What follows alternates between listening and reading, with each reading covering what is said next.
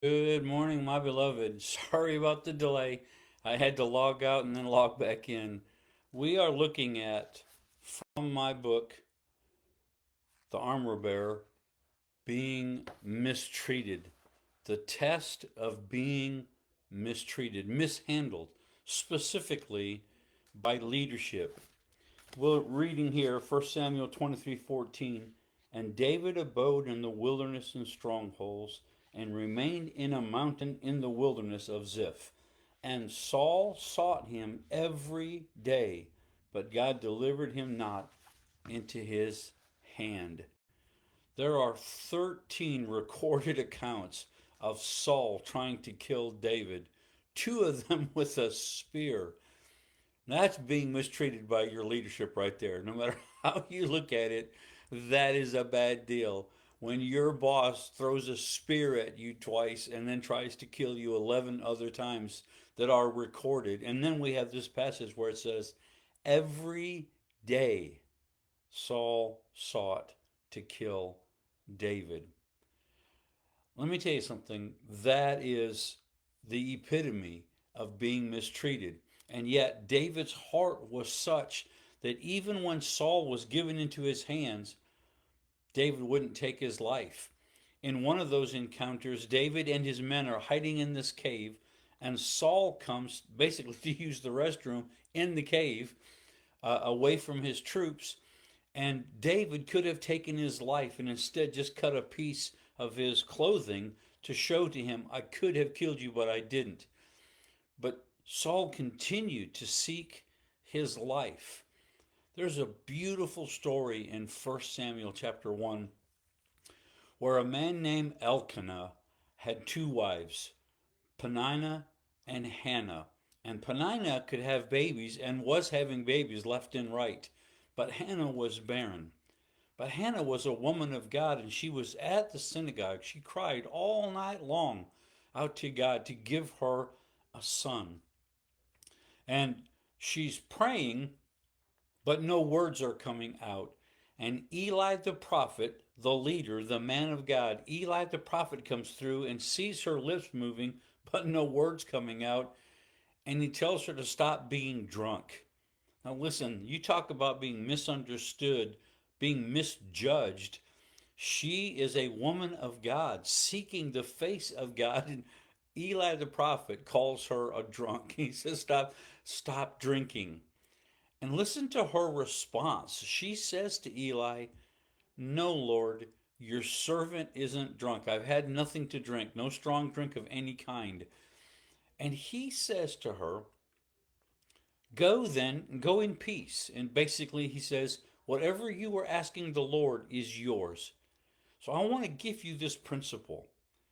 If when you are being mishandled by leadership, if you will keep your heart right, there is a promise on the other side of it. I've watched it over and over again in the scriptures and in my own life that when I've been mistreated by somebody over me, when I've been mishandled, misjudged by someone who's my leader, I have kept my heart right, and every time the Lord has blessed me on the other side of it because I kept my heart right.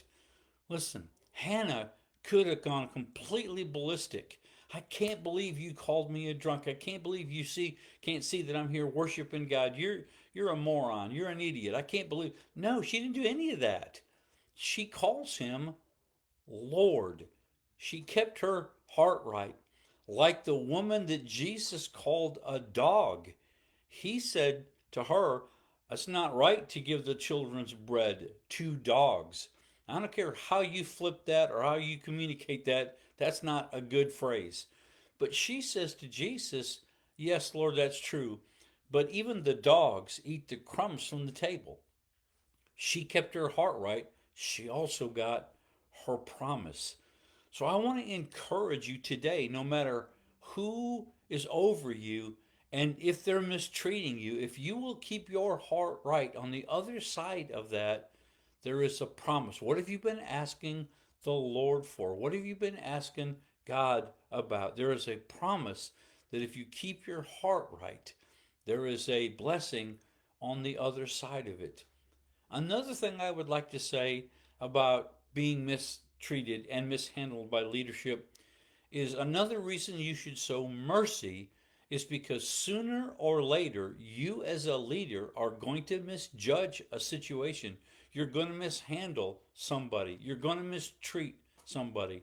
Now, prayerfully, it's not on purpose, but like um, accusing one of your kids of eating the cookie and then you find out his sister ate the cookie, you're going to realize you made a mistake. You accused the wrong child. You misjudged a situation. So you need to show mercy because sooner or later, you're going to be the leader that needs that mercy. You're going to be that leader that misunderstands, misjudges, mistreats somebody, and you're going to want them to forgive you. You're going to want them to let it go. You're going to want them to be quick to forgive and forget. So, sow good seed because as a leader, you realize when you get my age, you realize many of the things that you're dealing with in life, you sow to good and bad.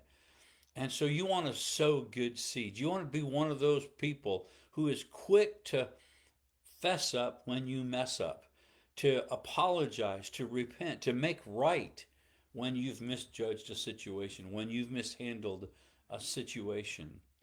So if you're being mistreated today, I'm not saying that's right. I'm not saying there shouldn't be things that can be done. But one of the things you can do is keep your heart right so that on the other side of it, you get that promotion, you get that raise, you get a completely different job with less hours and better pay and a better boss.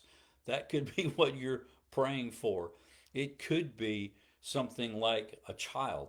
Hannah got a child because she kept her heart right.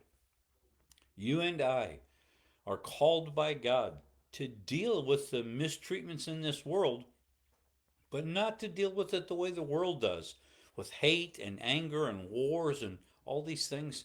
We are to overcome by keeping our heart right, sowing mercy and compassion, and with that, God honors us and gives us those things we are seeking.